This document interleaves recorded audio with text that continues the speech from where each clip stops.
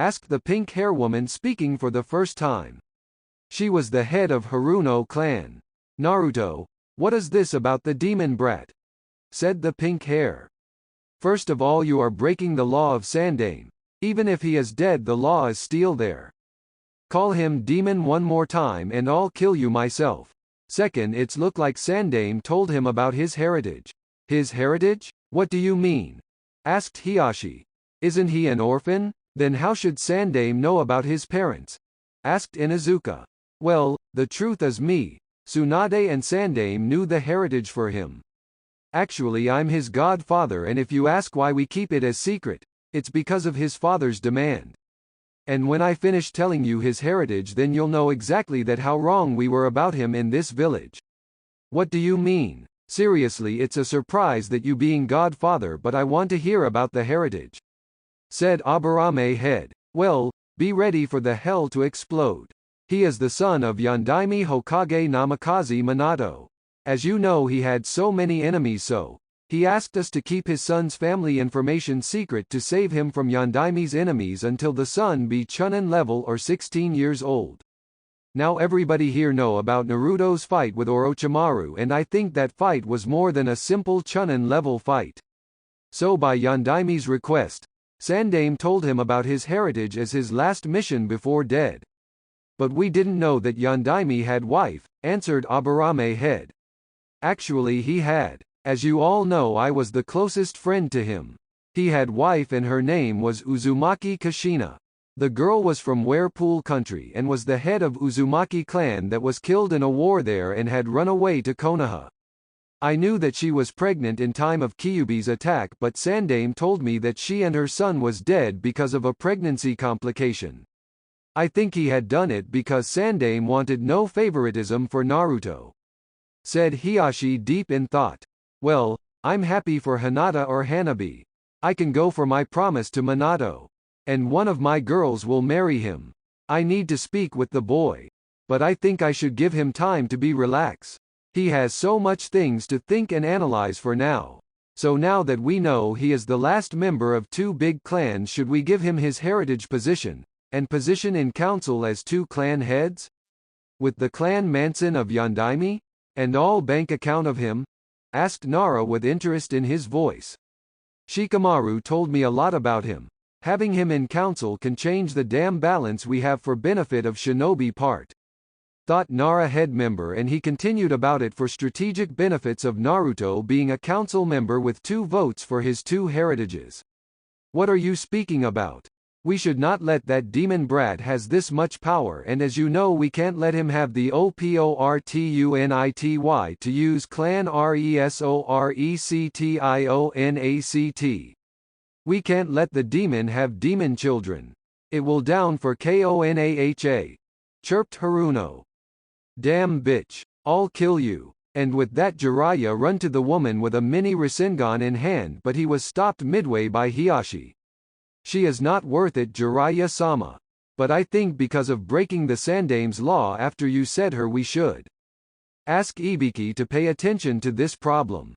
Answered Hiashi. What are you speaking HIASHI? I'm the head of Haruno CALN and I'm ACOUNCILE member. And all of these won't let you to break the law of one of your cages, I agree. Said the Inuzuka. Same here, said Aburame.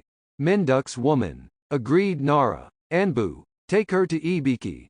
Tell him about her breaking the law of Sandaime and he will know the problem. Said Hiashi, and with that 4 Anbu members got the Banshee out of the room. Now back at the business. For Nara-sama's questions I think we should agree with all of them, answered Hiashi. I think the boy deserves it. Answered Aburame. I think his fight with Orochimaru showed us that he can be the most loyal shinobi to this village, so I say to agree with all of those, said Akamichi head speaking for the first time. I agree too. And I think we should inform him that he must use Clan Resurrection Act too. Answered Inuzuka thinking about her daughter. I agree with all of that. Now we vote. Said Jiraiya. After 10 minutes they voted and all the shinobi members voted for letting Naruto use his father's name and belongings and mansion and bank account and agreed that he should be on Clan Resurrection Act. Now Jiraiya-sama, We will speak with Naruto after your mission with Tsunade. And I think you should take Naruto as apprentice and take him to this mission too," said Hiashi. "As apprentice? Well, he is my apprentice for some time now. And he will. And I'll take him with myself. Now I think I should go and inform him about the mission, and I'll speak with him about everything else during the mission." With that been said, Jiraiya left the room. Some minutes later he found the blonde boy in his favorite spot, Ichiruka ramen stand, with a young girl. "Hello Naruto. Who is the young beauty?" "Hello Arisenin. She is kin, and she is a friend. Stop calling me that. Whatever. We have a mission, so go and get ready, we are leaving the village." "I won't leave Naruto-sama." "Naruto-sama? Seems that boy found a loyal servant for himself. But why is she calling him that? Well, never mind. What should I do? Should I let her come? I think I don't have any other choice by the look in her eyes. And look at those nice beauties. I can watch them all the mission long. Well, I think you can come with us. And I think you should stop watching her, chest-sensei, or I'll do something about your eyes," said Naruto, rolling a senbon in his hand. "Well, go and pack for 1 month-long mission," said Jiraiya, sweating and looking to Naruto's senbon, trying to don't look at the girl. "Hi," said both and vanished, running to their apartments to pack. It was 2 days now, and Naruto was annoyed as hell. He asked Jiraiya several times about teaching Rasengan to him, and Jiraiya ran away just by saying that he will do it in the trip but not today. That was not his only problem. It seemed that having a cute girl with him and perverted Sannin was bad idea, because Jiraiya used every possible chance to ask her for something perverted. After 2 days he had enough and was on the edge of bursting. "What should I do, Kyuchin?" "Have no idea. But why not continue our plans for future?" "Sounds good. Now for the first matter at hand. How is the progress of bloodline for the fast healing?" "Well, I managed to find the proper genotype, in genetic map, and by that I started changing your cells with infusing proper genetics, and now all your bones has it. So in other words, you have bones that nothing can crash it, or if it crash they will cure in less than 10 seconds. I'm working on your inner organs, starting by your blood system, so if you get wounded you won't have too much bleeding. After that I'll go for your muscles, skin, and nervous system. And finally I'll go for other remaining parts. It'll need 23 months, so you'll have it before I planned, and there is no side effect, and it will pass to your children." "Cool. Now did you remember Orochimaru's axe for gaining a dojutsu?" "Yeah. What about it? Is having dojutsu that much important? Can it really make the owner that much powerful?" "Well, each dojutsu has its own benefits and negatives. Byakugan, for example, will let you see all tenketsu and chakra circulation with 360-degree view and ability to see long distances, but nothing more. In other side of spectrum we have Sharingan. It will let you see chakra, but not as precise as Byakugan, but it will give you ability to see motions in slow motion type of movement, so you'll have much time to plan your defense or attack, and you can copy jutsus. It has other powers that has downside, like Tsukiyomi, Amaterasu, and Susanoo. No. Tsukiyomi is a nice genjutsu-based attack that no one managed to defeat until now. Susanoo is a nice attack and defense, but needs so much chakra that even if you use it more than 4 minutes you'll get unconscious. But the main problem is Amaterasu. It's a black fire that will burn forever but will damage the user's eyes and make them blind if they use it several times. So as you can see, each dojutsu has power and weakness. You know, I was thinking that if you can change my genetic to have a new bloodline, why don't you change it to give it a new dojutsu too? That's a possibility, but what kind of dojutsu you like to have? Well, I think seeing tenketsu and 360-degree view and seeing long distances are very useful things, but as you said, they are not enough. I think having something like Sharingan without that fire thing and that ultimate defense attack thing will complete the dojutsu, but I'm not sure. What else can I have? I remember that you are weak on study books and doing written exams. We can have a photographic memory. It's easy to be added on genetic aspect. Another thing can be ability to see in absolutely darkness. And I think we can work around your weak spot, meaning genjutsu.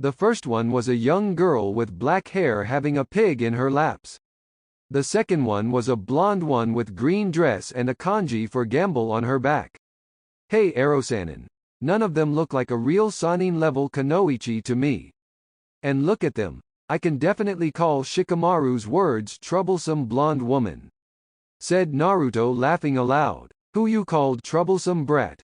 Asked the said blonde with twitching eyes. Now let's see. There is just two blondes here and I'm definitely not woman. So, it leaves you as troublesome as you are. Said Naruto grinning devilishly. Oh Naruto, you are so much dead. Thought Jiraiya knowing about his teammate's short temper. Tsunade, I have orders for you. I came here to give you the last orders of Sandaime before his dead. Nani? SS.SS. Sandaime is dead? Unfortunately. H.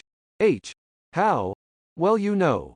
Jiraiya started telling about the battle between Orochimaru, Naruto and Sandaime.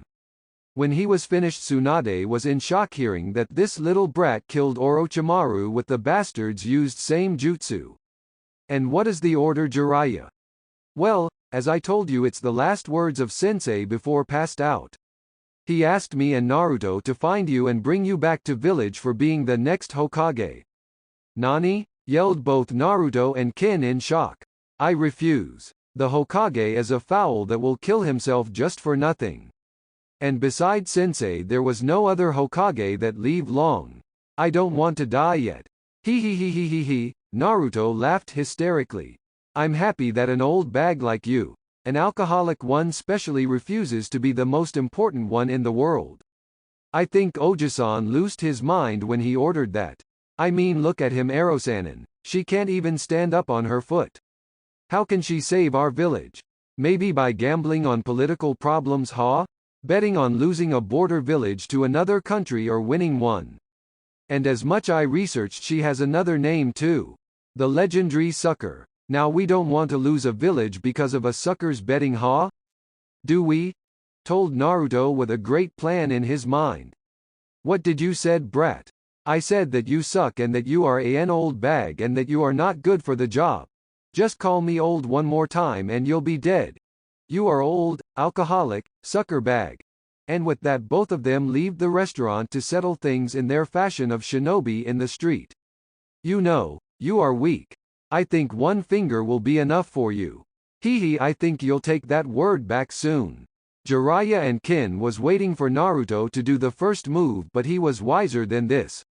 He well knew who was the opponent and his fight with Snake Bastard was a good experience fighting against a Sannin. So he just stood there waiting for the lady to make the move, and he was hoping that she will give him some opening for attack. Tsunade was observing the kid. He was calm and calculative. This was not proper with his age. Now Tsunade was thinking about her words at the start and was wondering if she underestimated him or not. There was one way to understand, so she started her own attack with her famous chakra kick.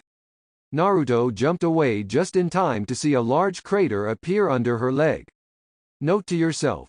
Keep yourself away from her and use some long-range attack. Thought Naruto. Reviewing his long-range attacks rapidly, he knew that he was in disadvantage. His ultimate jutsus were Rasengan and Kage Bunshin. Both of them were for short-range taijutsu attacks, and he was sure that if he came near her it was his end with some broken ribs and bones. Suddenly remembering Kyuubi's words about his healing bloodline, he decided to gamble in the fight for the first time. He made 2 Kage Bunshins, ordering them to attack with Rasengan. For his fortune, when they done this, Tsunade was in shock for just a second, seeing Yondaime's ultimate attack in work by the hand of a child. And this moment was all Naruto needed. He shoot his father's 3-bladed kunai at Tsunade. Now she saw some sort of projectile coming at her, so she sidestepped it without paying attention to what it was. You should work on your aiming, kid. They were not to hit you, old bag. Nani? Suddenly Naruto flashed in yellow light with a Rasengan in his hand. It seemed that compared to Tsunade's legendary sucking in bets, Naruto had a legendary fortune. He just came to halt behind her on his foot, putting a mini Rasengan right to her back on spinal column.